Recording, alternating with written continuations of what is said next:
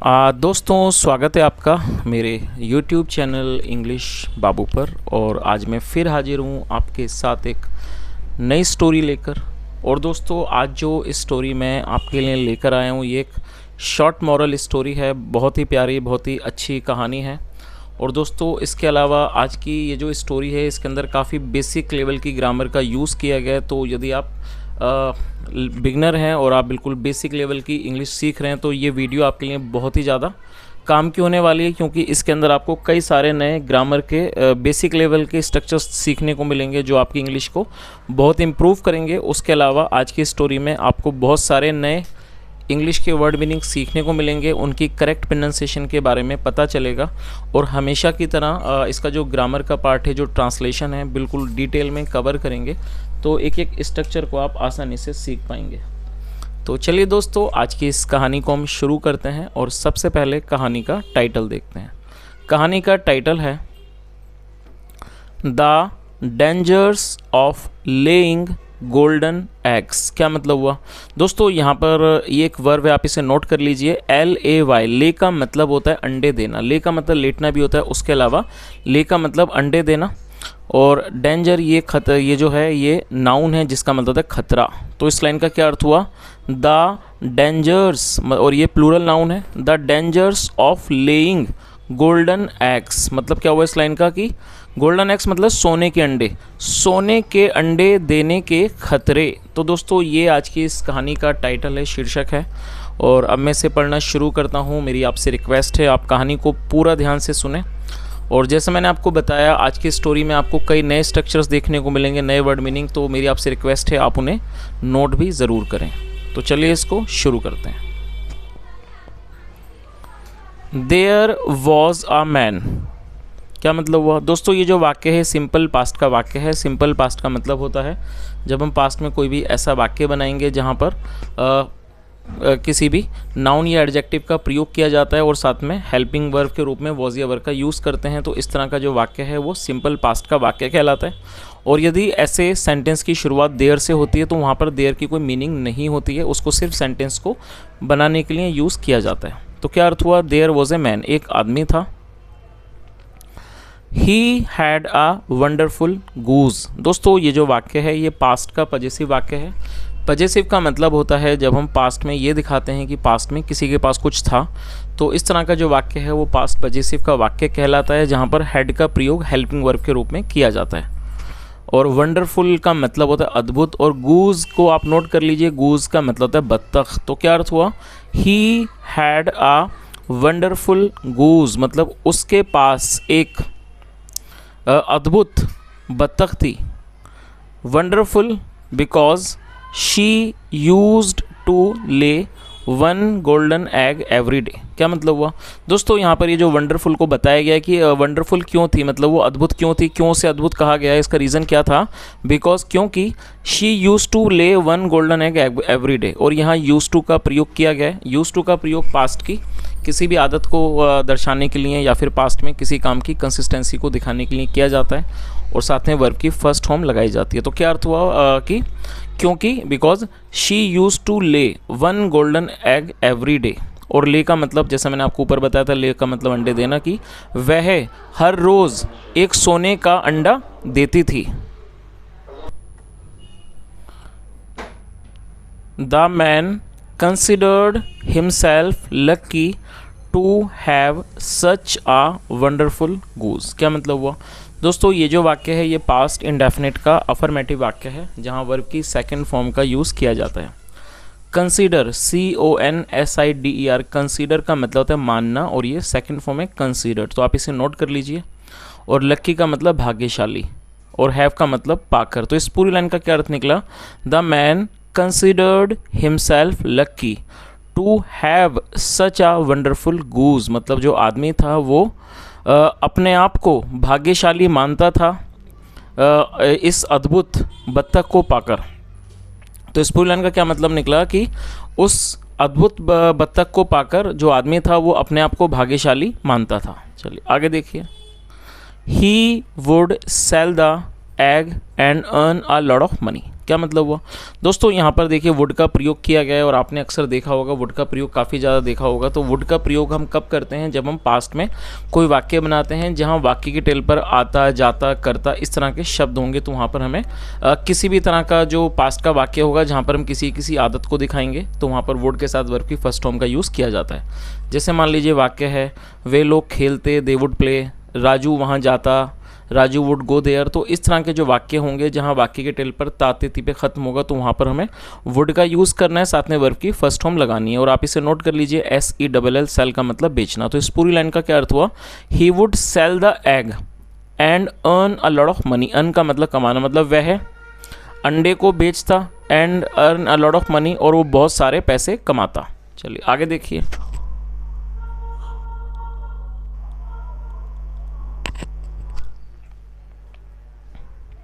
Earlier his financial position was very bad. और दोस्तों ये भी हमारा सिंपल पास्ट का वाक्य है। जैसे मैंने आपको ऊपर बताया था, सिंपल पास्ट का मतलब होता है जब हम पास्ट में कोई भी वाक्य बनाते हैं जहाँ पर वॉज या वर्ब का प्रयोग हेल्पिंग वर्ब के रूप में होता है, साथ में नाउन या एडजेक्टिव को लेकर वाक्य को बनाया जाता है। फाइनेंशियल पोजीशन का मतलब होता है आर्थिक स्थिति, अर्लियर का मतलब होता है पहले। तो इस लाइन का क्या अर्थ हुआ, earlier his financial position was very bad, मतलब कि पहले उसकी आर्थिक स्थिति, जो उसकी आर्थिक स्थिति थी वो बहुत ख़राब थी। He had to support his big family of 1 wife 6 children and old parents. क्या मतलब हुआ दोस्तों, यहाँ हैड टू का यूज़ किया गया है और ये हमारा पास्ट फोर्स्ड एक्शन सेंटेंस है। पास्ट फोर्स्ड का मतलब होता है जब हम कोई ऐसा वाक्य बनाते हैं जहाँ ये दिखाते हैं कि पास्ट में किसी व्यक्ति को कोई भी काम किसी भी कारण करना पड़ता था, किसी कारणवश करना पड़ता था, तो इस तरह के वाक्यों को पास्ट फोर्स्ड एक्शन सेंटेंस कहा जाता है, जहाँ पर किसी व्यक्ति को पास्ट में किसी भी काम को कारणवश या किसी मजबूरी में करना पड़ता था। तो वहाँ पर हैड टू का प्रयोग हेल्पिंग वर्ब के रूप में करते हैं, साथ में वर्ब की फर्स्ट फॉर्म। सपोर्ट का मतलब होता है कि सहायता करना, मदद करना, और उसके अलावा भरण पोषण करने का भी मतलब सपोर्ट होता है। तो क्या अर्थ हुआ, he had to support his big family of 1 wife 6 children and old parents, मतलब उसे अपने बड़े परिवार का, एक वाइफ मतलब एक पत्नी, 6 बच्चे और जो ओल्ड पेरेंट्स से, बूढ़े माता पिता, उनका उसे भरण पोषण करना पड़ता था। तो यहाँ पर हैड टू का क्या मतलब हुआ कि उसे वो काम करना पड़ता था। आगे देखिए, but after the goose began laying golden eggs his days changed. क्या मतलब हुआ, और दोस्तों ये बिगिन की सेकंड फॉर्म में, बिगिन का मतलब होता है शुरू करना, सेकंड फॉर्म में बिगिन। तो इस लाइन का क्या अर्थ निकला, बट लेकिन after the goose began laying golden eggs, लेकिन जब जो गूज थी, बत्तख थी, जब उसने अंडे देने शुरू कर दिए उसके बाद हिज डेज चेंज्ड, जो उसके दिन थे वो बदल गए। तो इस पूरी लाइन का क्या अर्थ हुआ कि जब जो बत्तख थी उसने सोने के अंडे देने शुरू कर दिए उसके बाद उसके जो दिन थे वो बदल गए। चलिए आगे देखिए, he was no more a poor man, अब वो और ज़्यादा मतलब कि अब वो गरीब आदमी नहीं था। Now every one in his family was seen wearing good clothes and leading a lavish life. क्या मतलब हुआ दोस्तों, ये तो आप इस वाक्य को देखिए, ये जो हमारा वाक्य है ये पास्ट इंडेफिनिट का पैसिव वॉइस का वाक्य है। पास्ट इंडेफिनिट में जब आप पैसिव में कोई वाक्य बनाएंगे तो वहाँ पर वॉज या वर्ब का प्रयोग हमें करना होता है हेल्पिंग वर्ब के रूप में, साथ में वर्ब की थर्ड फॉर्म लगाई जाती है। सी का मतलब होता है देखना और थर्ड फॉर्म है इसकी सीन। तो इसका अर्थ क्या निकला, नाउ अब एवरीवन इन हिज फैमिली, मतलब हर कोई उसके परिवार में, वॉज सीन देखा गया, वियरिंग पहनते हुए, गुड क्लॉथ्स अच्छे कपड़े, and leading a lavish life, lead मतलब जीना और एक अच्छा जीवन मतलब शानदार जीवन को जीते हुए। तो इस पूरी लाइन का क्या अर्थ निकला कि now everyone in his family was seen wearing good clothes and leading a lavish life, मतलब अब उसके परिवार में हर कोई अच्छे कपड़े पहनते हुए और एक शानदार जीवन व्यतीत करते हुए जीता हुआ देखा गया। His neighbours envied him. दोस्तों ये जो वाक्य है ये भी पास्ट इंडेफिनिट का अफर्मेटिव वाक्य है और आप इसकी वर्ब को नोट कर लीजिए। एनवी का मतलब होता है जलन करना, ईर्ष्या करना। सबसे पहले आप इसकी वर्ब की फर्स्ट फॉर्म को नोट कर लीजिए, ENVY, वो फर्स्ट फॉर्म है ENVY, और ये सेकंड फॉर्म है, आप इसको भी नोट कीजिए ENVIED। जो फर्स्ट फॉर्म है वो है ENVY एनवी और सेकंड फॉर्म है एनवीड, जिसका मतलब होता है ईर्ष्या करना। तो इस लाइन का क्या अर्थ निकला, हिज नेबर्स एनवीड हिम, मतलब जो उसके पड़ोसी थे वो उससे ईर्ष्या करते थे, या इसको ऐसे कह सकते हैं उसके पड़ोसी उससे जलते थे। चलिए, जाहिर सी बात है दोस्तों, जब जो पड़ोसी थे उनको उन्होंने देखा कि ये लोग अच्छे कपड़े पहनते हैं और अच्छा शानदार जीवन जीते हैं, और यही कारण था जो पड़ोसी थे वो भी उससे जलने लगे। आगे देखिए, but he would never tell his secret to anyone. Never का मतलब होता है कभी नहीं, और ये सीक्रेट का मतलब होता है राज। तो इसका क्या अर्थ हुआ, but he would never tell his secret to anyone, लेकिन वह अपना राज कभी किसी को नहीं बताता। तो इस पूरी लाइन का क्या अर्थ निकला कि his neighbours envied him but he would never tell his secret to anyone, मतलब उसके पड़ोसी उससे जलते थे, ईर्ष्या करते थे, लेकिन वह अपना जो सीक्रेट था, उसका जो राज था, वो किसी को भी नहीं बताता। People in his neighbourhood thought that he might have got some buried treasure. क्या अर्थ हुआ दोस्तों, ये जो वाक्य है आप इसके स्ट्रक्चर को नोट कर लीजिए। यहाँ पर मे के माइट के साथ हैव और थर्ड फॉर्म का यूज़ किया गया है। ये हमारा पास्ट का ये हमारा फ्यूचर परफेक्ट का वाक्य है। जब हम फ्यूचर परफेक्ट में कोई ऐसा वाक्य बनाएंगे जहाँ पर हम शायद या शायद ही का प्रयोग करते हैं, तो वहाँ पर हमें माइट हैव या मे हैव लगा सकते हैं, साथ में हमें वर्ब की थर्ड फॉर्म लगानी होती है। तो ये गेट की थर्ड फॉर्म है। वैसे तो गेट की थर्ड फॉर्म गॉटन होती है, लेकिन आप गेट की थर्ड फॉर्म के रूप में आप गॉट का भी प्रयोग कर सकते हैं। तो यहाँ पर इसको थर्ड फॉर्म के रूप में माना गया है। तो इस लाइन का क्या अर्थ निकला, people in his neighbourhood, neighbourhood मतलब पड़ोस, जो लोग थे उसके पड़ोस में, थॉट वो सोचते थे, ये थिंक की सेकंड फॉर्म है, that he might have got some buried treasure. दोस्तों बरीड का मतलब क्या होता है, आप इसे नोट कर लीजिए। बरीड एडजेक्टिव है, बरीड का मतलब होता है दबा हुआ, गड़ा हुआ, और ट्रेजर का मतलब खजाना। तो इसका क्या अर्थ निकला कि जो उसके पड़ोसी थे, जो लोग थे उसके पड़ोस में, वो सोचते थे कि शायद इसे कोई गड़ा हुआ खजाना मिल गया है। चलिए आगे देखिए,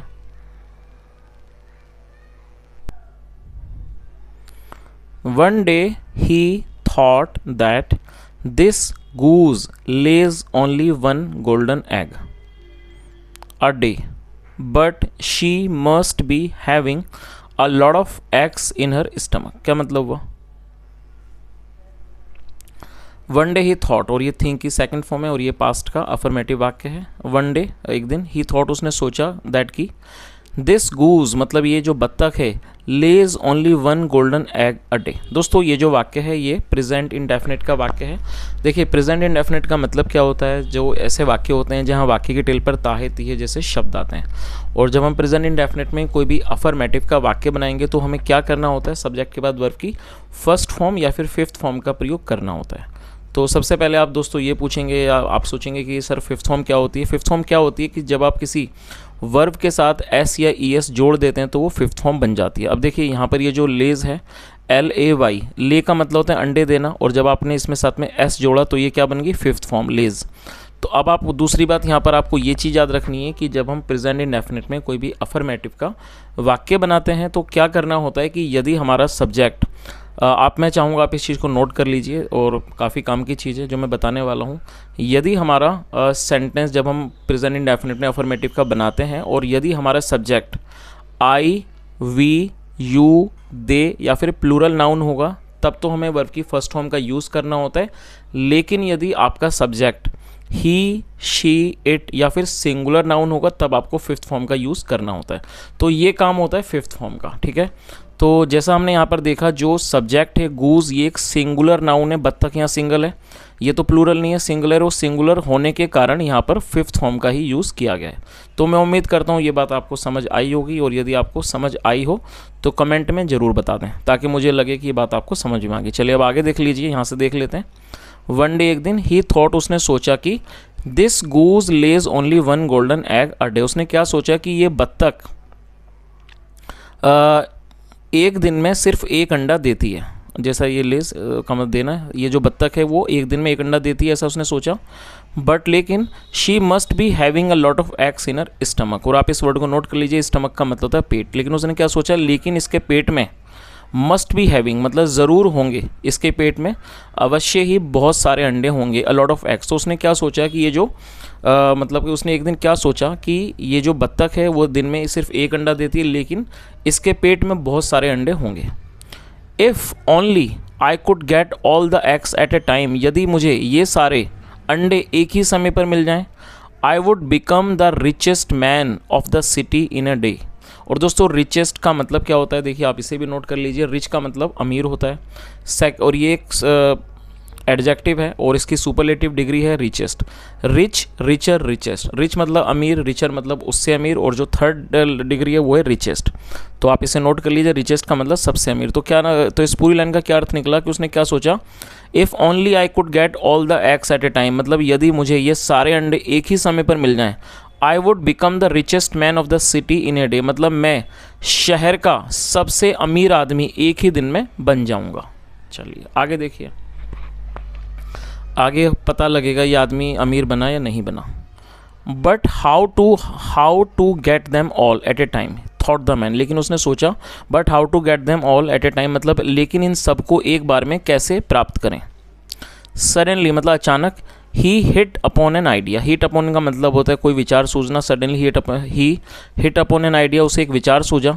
ही टुक अ नाइफ, और दोस्तों ये भी पास्ट का अफर्मेटिव वाक्य है। सेकंड फॉर्म का यूज़ किया गया है, आप इसे नोट कर लीजिए। टेक्स फर्स्ट फॉर्म है, सेकंड फॉर्म है टुक। टेक मतलब लेना, सेकंड फॉर्म टुक।